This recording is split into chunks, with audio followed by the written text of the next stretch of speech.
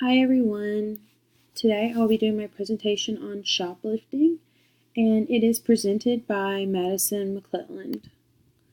Shoplifting, the first thing I want to ask is, what is shoplifting? And shoplifting is when you steal merchandise from a store or a place of business, without paying basically.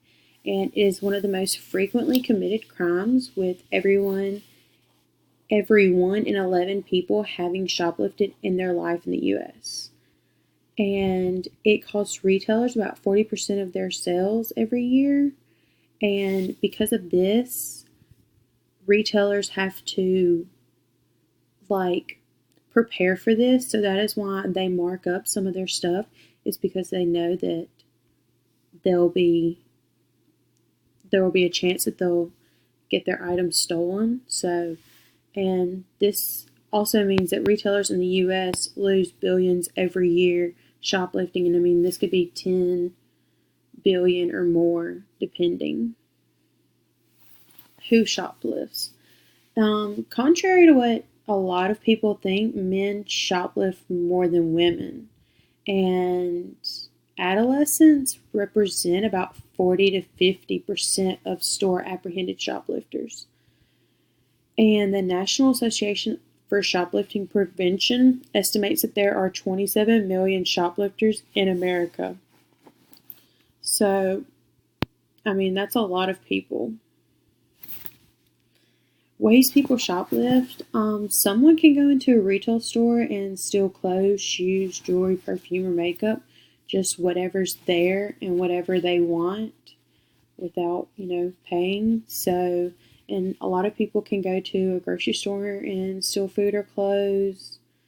It really whatever they can get, and the way that they can steal it and get away with it is what they're going to do. And people have hidden clothes or other items in their purses or walked out the store wearing it.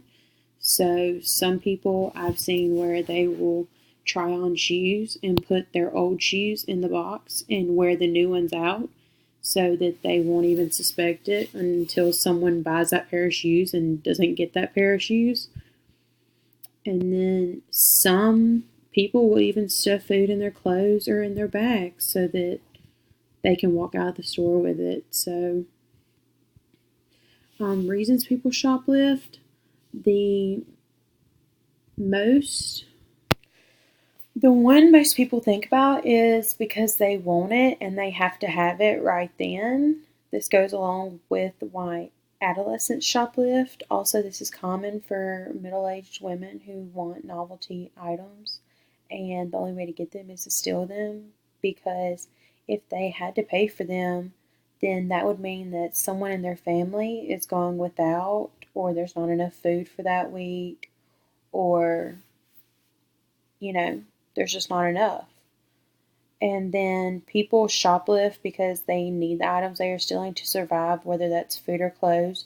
This usually refers to families who are lower class and lower middle class, because a lot of things today are more expensive, and a lot of people aren't making enough money on minimum wage. So a lot of people have to go without, and usually when that happens, they'll steal to stay alive. And also, people will shoplift because they feel pressure from their peers to do so. This has a lot to do with adolescents shoplifting and why their percentage is so high, because even if they really don't want to, they want to feel accepted. So in turn, they'll steal maybe a little something like lipstick or mascara, something that's not big or expensive, but if they keep doing it, it could lead to that.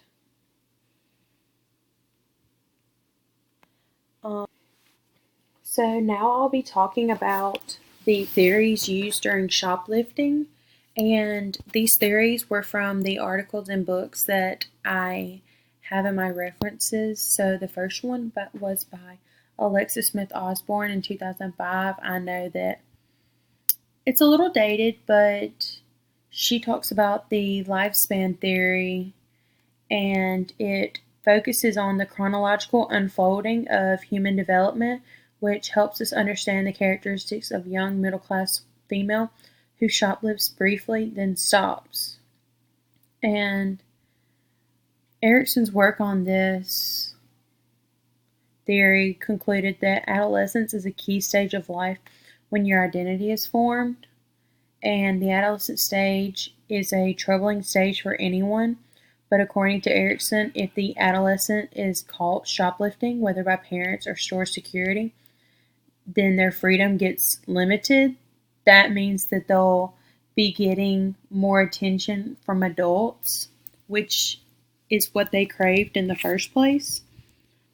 Identity crisis can happen in your adolescent stage, and that if you don't go through a process of assimilation of childhood identifications and free social role experimentation, then it'll be revolving around issues of sense of personal sameness and historical continuity.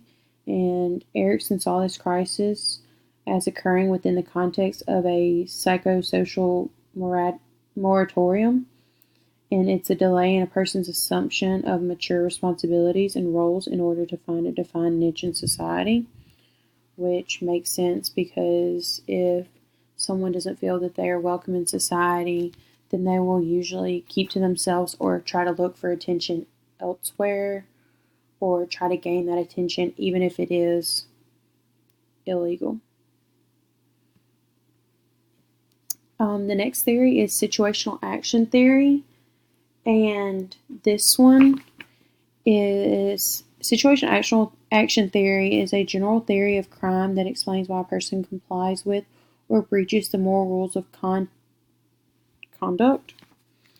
And basically, this theory integrates person-oriented and environment-oriented explanations of criminal behavior based off of the person's crime propensity and his or her criminogenic exposure, which guides them on what to choose to do. And there are two key principles that specify the joint workings of morality and controls. One, the principle of moral correspondence, and two, the PCRC. The principle of moral correspondence states that one, crime is very likely when both an individual's morality and the moral context of setting encourage acts of crime, and two, crime is very unlikely when an individual's morality and moral context of setting discourages crime.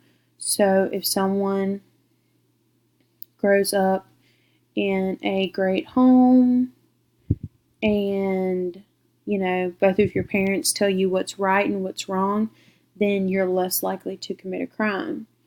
But if you live in a bad home where your parents,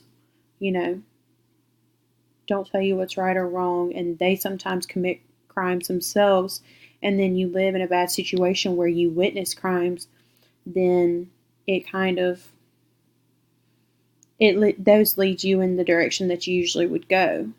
And then the PRCR applies when individuals' morality and moral context setting is offsetting and vice versa, so you have to make a choice on if you commit the crime. The next theory is power control theory. The authors of this theory identify two family types, patriarchal and egalitarian. Patriarchal is where the father brings in the money and the mother has no job or works very low authoritarian job, so the dad is the highest member and usually controls what happens. Egalitarian is where both parents bring in the money and both have equal say in what happens with the family. The power and control part of the theory says that the mother is, that the mother is the instrument of control while the daughter is the object of control. Current research is that the specification of PCT was developed to explain gender differences in common forms of delinquency, which is everyday life crimes such as theft, minor assault, or vandalism, but has been reliable predicting gender differences in violent crimes such as homicide, rape, and armed robbery.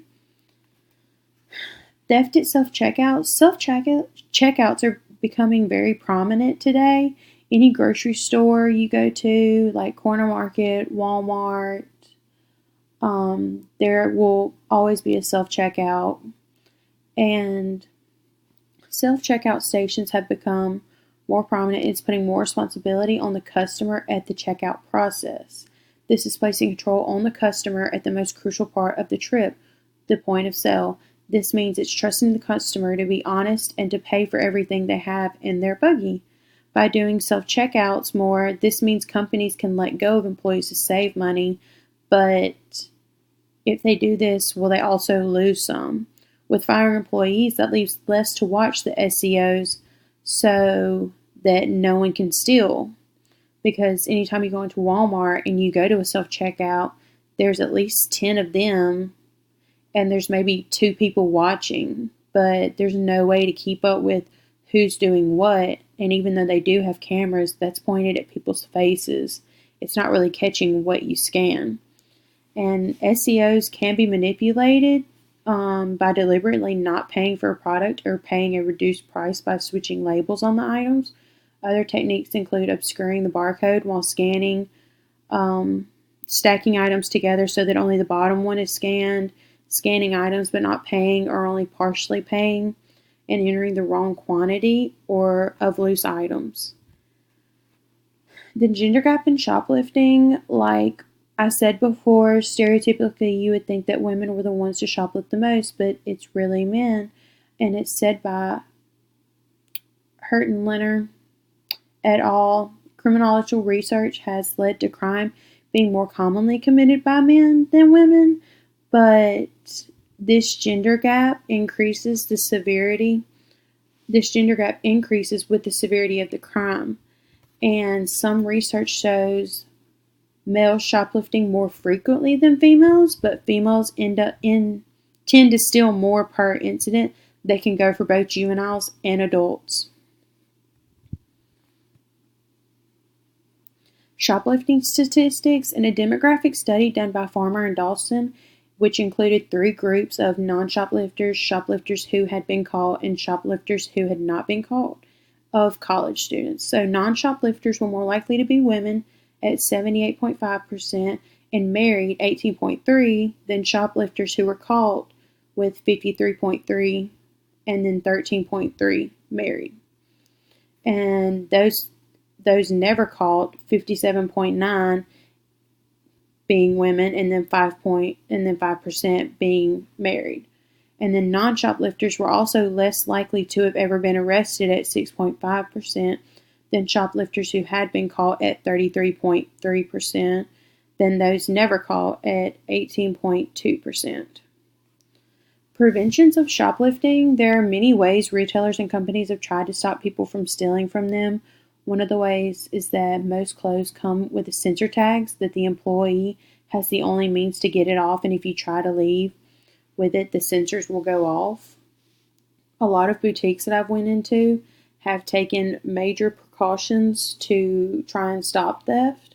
So some boutiques can't afford like sensors to put on every single piece of clothing. So they'll have cameras everywhere so that they can watch them in the back room.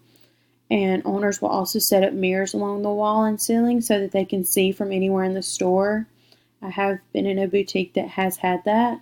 And some places won't even let you carry a big purse or backpack, afraid that you'll steal from them, which I have been in stores who have done that. Conclusion. In conclusion, shoplifting is more dominantly male than what we thought. Many theories can go in to explain this, like lifespan theory, situational action theory, and power control theory, and found many more that couldn't fit in there, especially some that were in our book this semester.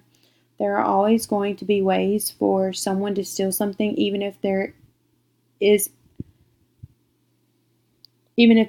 a loud sensor that will go off. If they want it bad enough, then they will take it. With technology advancing, there's always new ways for people to shop without actually having to go in the store. So could this reduce shoplifting as well? And here are a page of my resources that I used. And that's the end. Thank you.